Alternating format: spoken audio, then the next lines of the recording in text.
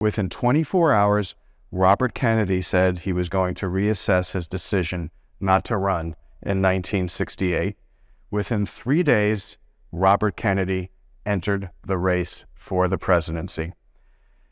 After almost 5 years, about 4.5 years of sort of that sense of loss of a Kennedy, of this greater-than-life figure, of a Camelot, and years of division and alienation after his brother's death, well, the nation was faced once again with the idea of a Kennedy possibly inspiring him. Well, it was going to appear like it was going to be this epic battle. But then, 2 weeks later, on March 31st, 1968, in an address to the country, Lyndon Johnson, knowing that there was this anti-Vietnam War mandate, knowing that young people were fighting against it, figuring that the war really wasn't going as well as many of his generals were trying to tell him it was, he announced an end to the escalation of the war. He announced a halt to the bombing of North Vietnam, and then he said something that not even his wife knew about. Accordingly, I shall not seek,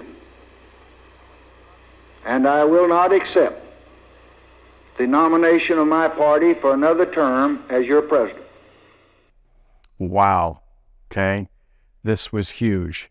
This was seen as a victory for the anti-war movement. And all those people who wanted Robert Kennedy or were working for Eugene McCarthy, all they were trying to figure out was who would make a better president, the cerebral McCarthy, who actually had the courage to take on Johnson early on, or this passionate, magnetic Robert Kennedy, who during campaign appearances would often, have bleeding hands from shaking hands so intensely with the people that he was meeting, or his shirt torn apart from moving in the crowd and everyone trying to grab at him.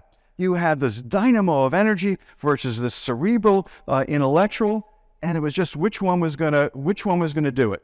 Which one was going to be the one to ride the horse to victory in the Democratic Party? And that was the sense on March 31st and April 1st of 1968.